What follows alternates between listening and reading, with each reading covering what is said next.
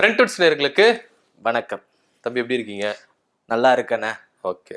அதிமுக மேல அணுகுண்டு வீசிக்கிட்டே இருக்காங்களே, தொடர்ந்து விழுந்துகிட்டே இருக்கு. ஆமா. ஆனா எதுவா இருந்தாலும் எடப்பாடி பழனிசாமி தாங்கிட்டே இருக்காரு. அவரு இரும்பு மனிதர் அல்லவா?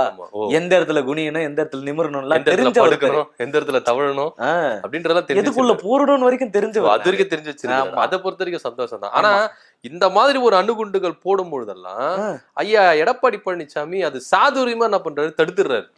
என் மேல நீங்க எதை வேணாலும் வீசி எறிங்க, என்ன வேணாலும் எரிஞ்சுக்கிட்டே இருங்க, நான் இரும்பு மனிதன், ஸ்டெடியா இருப்பேன் அப்படின்னு சொல்லிட்டு பண்றாரு. இவரு ஒரு பக்கம் போயிட்டு இருக்கிறாரு.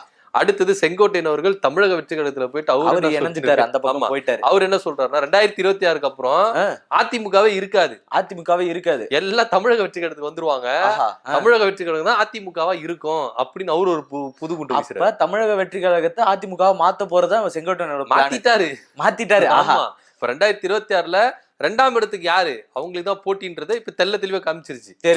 இப்போ திமுக ஜெயிச்சு பெரும்பான்மையா ஆட்சி அமைக்க போறாங்க. ஃபர்ஸ்ட் இடத்துக்கு போட்டி கிடையாது. 2வது இடத்துக்கு யாரு வர போறா, அதுக்கான போட்டி தான் நிலவுது. செங்கோட்டையன் அவர்கள் சொல்ற மாதிரியும் அதிமுக இருக்காது, அதிமுகவுக்கு மாற்றா தாவேக்கா தான் இருக்கும். ஏன்னா அதுல இருக்கிற அதிருப்தியாளர்கள் எல்லாரும் இந்த பக்கம் வந்துருவாங்க அப்படின்னு சொல்லிட்டு அவர்தான் ஓப்பனாவே அறிக்கை கொடுக்கிறார்ல. விஜயை தலைமையாக ஏற்பவர்கள் அனைவரும் தாராளமாக வரலாம், காத்துக்கிட்டு இருக்கோம் அப்படின்றாருல. காத்துக்கிட்டே தான் இருக்கணும், யாரும் வர மாட்டாங்க. அது ஒரு பெரிய விஷயம்.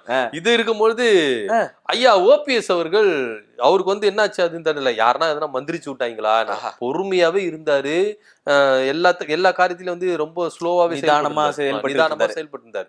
நேத்து திடுதிடுப்புன்னு கோவப்பட்டாப்புல மனுஷன், கோவம் மண்டை ஏறிடுச்சு போல. ஆமா, ஏறிச்சு. யாரு ஏத்தி விட்டாங்கன்னு தெரியல, யாரா வேப்பலை அடிச்சாங்களா இல்ல மந்திரிச்சு விட்டாங்களா, மந்திரிச்சு விட்டுருப்பாங்க, யாரு பண்ணாங்க தெரியல. ஐயா அப்படியே நரம்பெல்லாம் ஏறி என்ன பண்றாரு, சாமியாரா தெரியுறாங்களே. ஆமா, பொடச்சுக்கிட்டு சின்ன பண்றாப்புல ஒரு அறிக்கை ஒண்ணு விட்டாப்புல. என்னன்னு, டிசம்பர் 23ஆம் தேதி பண்ருட்டி ராமச்சந்திரன் தலைமையில ஒரு ஆலோசனை கூட்டம் இருக்குது, முக்கியமான ஆலோசனைகள் கூட்டம். அதுல நிறைய விஷயங்களை மேற்கொள்ள வேண்டியது இருக்கு, எல்லாரும் கிளம்பி வந்துருங்கப்பா. அதுல கிளம்பி என்ன மக்களுடைய பிரச்சனைகளை பேச போறாங்க. மக்களுடைய பிரச்சனை என்னைக்கு இவங்க பேசிருக்காங்க, அவங்களுடைய பஞ்சாயத்தை தீக்கிறதுக்கு தான். மக்களுடைய பிரச்சனையை இவங்க பேசியிருந்தா என்னைக்கு ஆட்சியை பிடிச்சிருப்பாங்களா? கரெக்ட் தான். இவங்களுக்குள்ள நடக்கிற பஞ்சாயத்து, யாரு மேல பொதுச் செயலாளர் வரணும், யாரு முக்கிய இடத்துல வரணும் அப்படின்ற பஞ்சாயத்துக்குள்ளதானே போயிட்டு இருக்கு. இவங்களுக்கு இன்னை வரைக்கும் அந்த பஞ்சாயத்து முடியவே இல்லையே. இவங்கள மக்கள் என்ன பண்ணிருக்காங்க, ஓட்டு போட்டு அட்லீஸ்ட் எதிர்கட்சி ஒரு அந்தஸ்துல வச்சிருக்காங்க. அந்த இடத்துல போய் நீங்க மக்களுக்காக தான் நீங்க குரல் கொடுத்துருக்கணும். அங்கேயும் போயிட்டு ஐயா எனக்கு எதிர்கட்சி துணை தலைவர் பதவி தாங்க, அவரை தகுதி நீக்கம் செய்யுங்க, அவர் இந்த சேர்ல விட்டு பின்னாடி சேர்ல உட்காரங்க, அந்த மாதிரி சண்டை தானே போட்டுருந்தாங்க.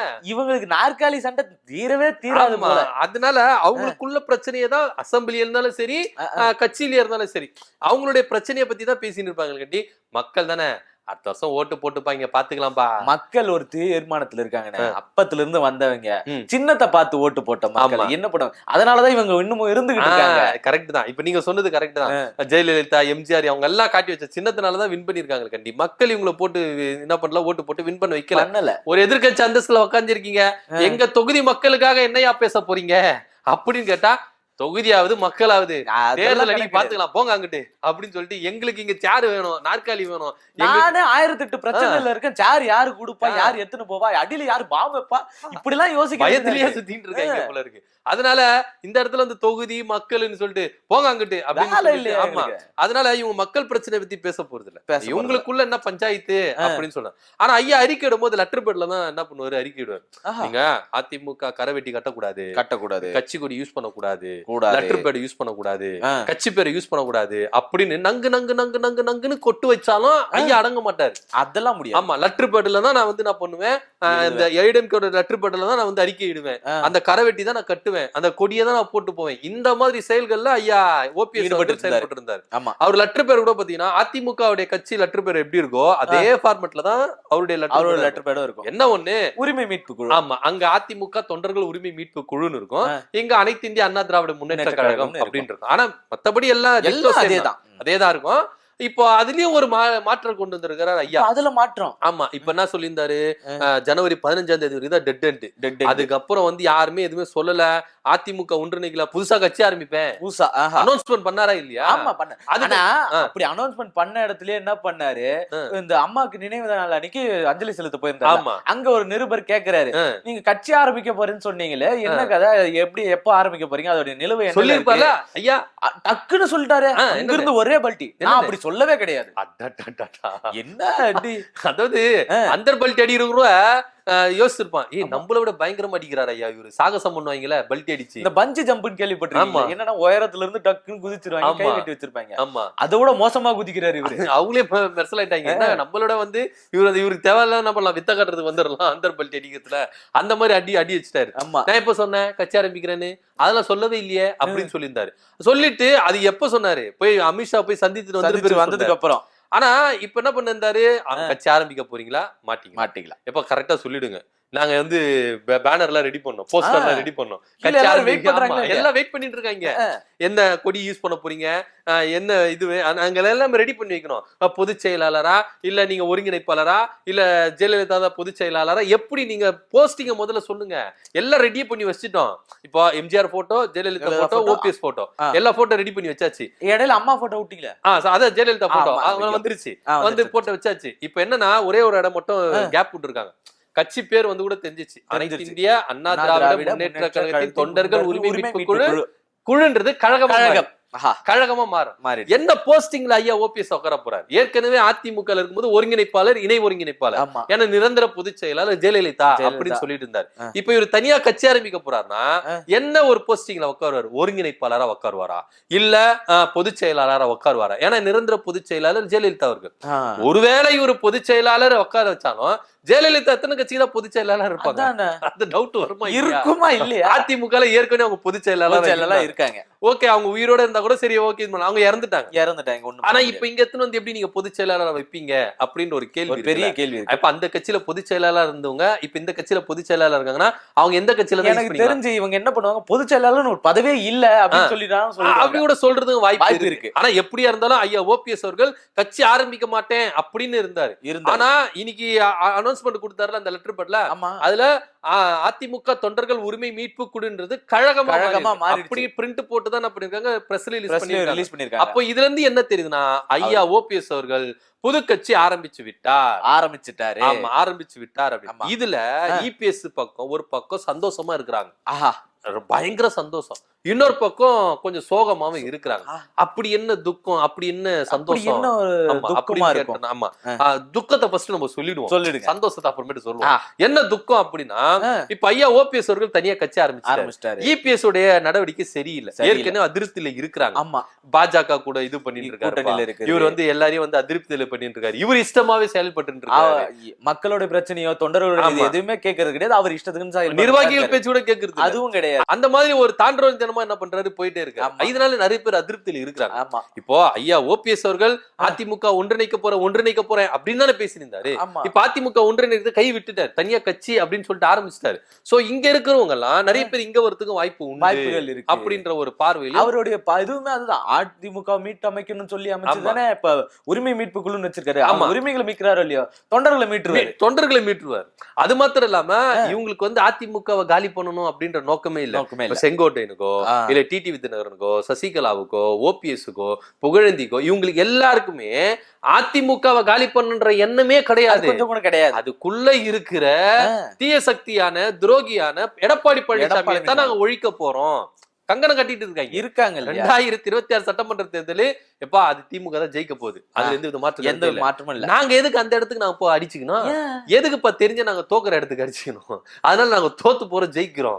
எங்களுக்கு எடப்பாடி பழனிசாமி இருக்க கூடாது. டிடிவி தினகரன் ஓபன் ஸ்டேட்மெண்ட் கொடுத்துட்டாரு. அப்படியா இருக்கும்போது இவங்க என்ன பண்றாங்க, செயல்பட்டு இருக்காங்க. அதனால இப்ப கட்சி ஆரம்பிச்சதுனால இங்க இருக்கிறவங்க இந்த பக்கம் வருதுக்கான வாய்ப்புகளும் பேசப்பட்டு இருக்கு அப்படின்னு சொல்லலாம். சந்தோஷமான விஷயம் என்ன அப்படின்னா, இபிஎஸ்க்கு கேஸ் எல்லாம் வாபஸ் ஆயிடும் ஆட்டோமேட்டிக்கா. ஆமா, ஆமா இப்ப ஓபிஎஸ் தரப்புல இருந்து என்னென்னலாம் அதிமுக மேல கேஸ் போட்டிருக்காங்க அதெல்லாம் வாபஸ் வாய்ப்புகள் இருக்கு. ஏன்னா அவர் தனியா கட்சி ஆரம்பிச்சிட்டாரியா, அதுக்கு எனக்கு சம்பந்தமே இல்ல. அவர் ஒரு தனியா கட்சி ஆரம்பிச்சிட்ட எங்க கட்சிக்கு எப்படி அவர் வந்து உரிமை கோரலாம்?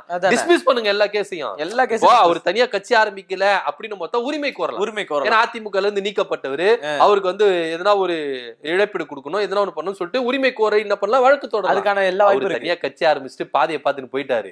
எதுக்கு எங்க கட்சி மேல ஒரு பொறாமையில இது பண்றாரு? கேஸை டிஸ்மிஸ் பண்ணுங்க அப்படின்னு ஓபிஎஸ் தரப்புல இருந்து யாரெல்லாம் கேஸ் போட்டாங்களோ அந்த கேஸ் எல்லாமே வாபஸ் வாய்ப்புகள் இருக்கு. அதிகமாவே தள்ளுபடி ஆகிறதுக்கு வாய்ப்புகள் இருக்கு. வாபஸ் பண்றாங்க பண்ணல தள்ளுபடி ஆயிடும். கோர்ட்டே என்ன பண்ணும், தள்ளுபடி பண்ணிடும். எப்ப நீ கட்சி ஆரம்பிச்சல போய் உன் கட்சியை வளர்க்குற வேலையை பாரு. அடுத்தவங்க கட்சியில எதுக்கு நீ வேலை? அதனால உன் கட்சியை வளர்க்கறத பாரு. நீ இப்ப ஒரு கட்சிக்கு பொதுச் செயலாளர் ஆயிட்டோ இல்ல ஒருங்கிணைப்பாளர் ஆயிட்டோ ஒரு தலைவர்னு வந்துட்ட ஒரு கட்சிக்கு, அந்த கட்சியை நீ எப்படி டெவலப் பண்ணி ஸ்ட்ரென்த்தை கூட்டி தேர்தலை நின்று ஜெயிக்க வைக்கிறியோ அதுவும் பாரு. இப்போ நீங்க ஜெயலலிதா இறந்துட்ட பிறகு கூட ஜானி ஜெய அணி இருந்தாங்க. இருக்கும் பொழுது ஜெயலலிதா வந்து தனியா நின்று பண்ணாங்க, கட்சியை வளர்த்து எம்எல்ஏக்கள் அதிக பேர் கூப்பிட்டாங்க. ஜானில எம்எல்ஏக்கள் கம்மி. அப்போ என்ன பண்ணாங்க, ஜானகி அம்மா அவங்களே முன் வந்து என்ன பண்ணாங்க, ஜெயலலிதா கிட்ட வெளியே போயிட்டாங்க. அந்த மாதிரி நீங்க வேலையை பாருங்க. ஒருவேளை நீங்க இபிஎஸ் ஓபிஎஸ் போது கட்சி ஆரம்பிச்சிட்டீங்க, நீங்க ஒரு தனியா நின்று எலெக்ஷன்ல நின்னுங்க. ஒருவேளை நீங்க 2026 சட்டமன்ற தேர்தல்ல மக்கள்லாம் சேர்ந்தெடுத்து எங்களுக்கு இபிஎஸ் எதிர்கட்சி தலைவர் வேண்டாம், ஓபிஎஸ் தான் எதிர்கட்சி தலைவர் அப்படின்னு பெரும், அதாவது அதிமுக விசஸ் ஓபிஎஸ் அப்படின்னு வரும்போது உங்களுக்கு அதிகமான எம்எல்ஏ வந்தா அப்ப நீங்க வந்து இது பண்ணுங்க அப்படின்னு சொல்லிட்டு ஒதுக்கி வச்சிருவாங்க. கேஸ் தள்ளுபடி பண்ணி டிடிவி தினகரன் வந்து ஒரு அம்மா மக்கள் முன்னேற்ற கழகம் அப்படின்னு ஒரு கட்சி ஆரம்பிச்சு தனியா செயல்பட்டு இருக்காரோ, அதே போல ஓபிஎஸ் அவர்கள் என்ன பண்ணணும், அதிமுக தொண்டர்கள் உரிமை மீட்பு கழகம், அந்த கழகத்தை நீங்க நடத்தி நீங்க மெஜாரிட்டி இது பண்ணுங்க, அதனால நீங்க போட்ட கேஸ் எல்லாம் ஆட்டோமேட்டிக்கா தள்ளுபடி ஆகும் அப்படின்ற ஒரு சந்தோஷமும் எடப்பாடி பழனிசாமி இருக்கு. ஆமா இதுதான் அவருக்கு உள்ள சந்தோஷம். ஆனா இதுல இன்னொரு ட்விஸ்ட் இருக்கு. இங்க ஐயா ஓபிஎஸ் அவர்கள் தனியா கட்சி ஆரம்பிச்சிட்டாரு. இப்ப யாரு கூட கூட்டணி நிக்க போறாரு? தனித்து நிப்பாரா, கூட்டணியில நிக்க போறாரா? தனித்து நின்னா உங்களை நம்பி யாரு போடுவா? ஆமா யாரு மேபி நீங்க நிக்கிற மாதிரி இருக்கலாம். ஏன்னா நீங்க வந்து மறந்துட்டோமே, எதுதே மண்டியில இருந்த கொண்டையை மறந்துட்டேன் இருக்கலாம். மேபி தேனி மாவட்டம் அதே போல தென் மாவட்டங்கள் இருக்க ஒரு சில தொகுதிகள் உங்களுக்கு வருதுக்கான முக்குளத்தர் வாக்குகள் உங்க பக்கம் இருக்கிறதுனால நீங்க வந்து என்ன பண்ணலாம், ஒரு 2-3 தொகுதி வருதுக்கான வாய்ப்புகள் இருக்கு. ஆனா அந்த 2-3 தொகுதி வச்சு நீங்க என்ன பண்ணுவீங்க அப்படின்னு ஒரு சந்தேகம் இருக்குல்ல. சோ அதனால இப்போ ஐயா ஓபிஎஸ் அவர்கள் 2 ஆப்ஷனை சூஸ் பண்ணி வச்சிருக்காங்க. 2 ஆப்ஷன். ஆமா, ஒன்னு பாஜக கூட என்டிஏ கூட்டணியில நின்னு தனியா நான் கட்சி ஆரம்பிச்சிட்டேன் ஐயா, எனக்குன்னு ஒரு ஸ்ட்ரென்த் இருக்கு, எங்களுக்கு இவ்வளவு சீட்டு கொடுங்க, நாங்க நிக்கிறோம் அப்படின்னு சொல்லிட்டு என்டிஏ கூட்டணியில நின்னு ஜெயிக்கிறதுக்கான வாய்ப்பு. அடுத்தபடியா தமிழக வெற்றி கழகத்துல போய் நின்னு ஜெயிக்கிறதுக்கான வாய்ப்பு இருக்கு. ஏன் தமிழக வெற்றி கழகத்துக்குள்ள அவர் போவாரு அப்படின்னு பாத்தீங்கன்னா, அவங்க பையன் ஓபி ரவீந்திரநாத் இருக்காருல்ல, அவரு என்னன்னா தமிழக வெற்றி கழகத்தோட கூட்டணி வைக்கலாம், விஜய் இளம் தலைவர், மக்கள் மத்தியில அவருக்கு வரவேற்பு இருக்கு, இளைஞர் மத்தியில வரவேற்பு இருக்கு. ஏன்னா அவரும் இளைஞர்ல, ஓபிஎஸ்ஐ காட்டிலும் அவங்க மகன் ரவீந்திரநாத் கொஞ்சம் வந்து என்ன பண்ணாரு, இளமையான ஒரு அரசியல் இருக்கிறதுனால இவங்க கூட கூட்டணி வைக்கிறதுக்கான வாய்ப்புகள் பேச்சுகள் இருக்கு அப்படின்னும் இங்க பார்க்க வேண்டிய ஒரு விஷயமா இருக்கு. சோ அப்பா மகன் பேச்சு கேட்பாரா இல்ல மகன் அப்பா பேச்சு கேட்பாரா அப்படின்ற ஒரு குழப்பமும் அவங்க 2 பேருக்குள்ள போயிட்டு இருக்கு. சோ அதனால ஐயா ஓபிஎஸ் அவர்களுக்கு என்னன்னா, எப்பா நம்ம கூட்டணி வைக்கிறோம் வைக்கல, தனித்து நிக்கிற நிக்கல 2026 சட்டமன்ற தேர்தல நான் எம்எல்ஏவா சட்டமன்றத்துக்குள்ள போகணும். அதுக்காக நம்ம யார் காலில் வேணாலும் போய் விடலாம். அது பாஜக காலில் இருந்தாலும் ஓகே, அது விஜய் வாசலா இருந்தாலும் ஓகே, எந்த பக்கம் இருந்தாலும். ஏன் சொல்ல முடியாது, திமுக கூட போய் கூட்டணி வச்சாலும் வாய்ப்பு இருந்தாலும் இருக்கும். ஏன்னா இவர் வந்து கட்சி ஆரம்பிச்சிட்டாரு, ஒரு ஸ்ட்ரென்த்தை காட்டணும், அட்லீஸ்ட் ஒரு 10 எம்எல்ஏக்கள் இருக்கணுமா இல்லையா? இவங்க தான் அப்பயே சொன்னவங்களாச்சு, அவரை பார்த்து சிரிச்சவர் அப்படி சொன்னவங்க. வீட்டுக்கெல்லாம் 2-3 வாட்டி போயிட்டு பாத்துட்டு வந்திருக்காரு, நடைபயிற்சியில போய் பாத்துருக்காரு. இதெல்லாம் இருக்குமா இல்லையா? எங்களுக்கு எதிரி வந்து திமுகவோ இல்ல பாஜகவோ இல்ல, கிடையாது. எதிரி இபிஎஸ் வீத்துறதுக்கு நாங்க எதிரி நண்பனா கூட ஆயிடுவோம் அப்படின்ற சாட்சி கால ஒரு சண்டை கால அது மாதிரி பாஜக கால விழுறத திமுக கால விழுந்துட்டு போறோம். எங்களுக்கு எதிரி வந்து இபிஎஸ் தானே, அவரை நாங்க வீழ்த்துறதுக்கு நாங்க என்ன பண்ணுவோம், இவங்க காலில் கூட வீழ்த்துக்கு தயங்க மாட்டாரு அப்படின்ற ஒரு பேச்சு இருக்கு. ஆக மொத்த ஐயா ஓபிஎஸ் அவர்கள் தமிழக அரசியல்ல ஒரு கட்சியை ஒண்ணு உதயமாக்கி இன்னும் அது வந்து அதிகாரப்பூர்வமா அனௌன்ஸ் பண்ணல. அந்த லெட்டர் பேட்ல அதிமுக தொண்டர்கள் உரிமை மீட்பு குழு கழகமா மாத்திருக்காங்க. சோ இதனால என்ன சொல்ல வர்றாருன்னா, 23ஆம் தேதி அத அபிஷியலா நாங்க அனௌன்ஸ்மெண்ட் பண்ண போறோம். அதுக்கு ஒரு முன்னோட்டமா தான் இந்த லெட்டர் பேட்ல சேஞ்சஸ் அப்படின்னு சொல்லியிருக்காரு. அதுல அவங்க வந்து என்ன பண்ண போறாங்க, கட்சி கொடி அனௌன்ஸ் பண்ண போறாங்க. சோ பல விஷயங்கள் வந்து வெளியிடறதுக்கான கொடி அனௌன்ஸ் அவங்க கொள்கைகளை அனௌன்ஸ் பண்ணுவாங்க. கொள்கைகள் ஆஸ் யூசுவல் அந்த அதிமுக இருந்த கொள்கைகள் அதே கொள்கை, அதே காப்பி பேஸ்ட் தான். ஈஎச்ஆ காப்பி மாதிரி தான் அடிப்பாங்க, வேற ஒண்ணும் பண்ண போறது இல்ல.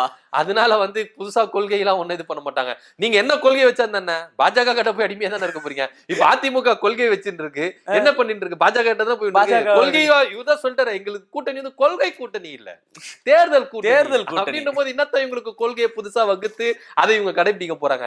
1000 இருந்தாலும் பாஜக கிட்ட தான் போய் விழ போறாங்க அப்படின்றது ரொம்ப விவலாவரியமா தெளிவாவே தெரிஞ்சிருச்சு. ஆமா, அதனால இவங்களுக்கு கொள்கை இருந்தா என்ன இல்லாட்டி என்ன.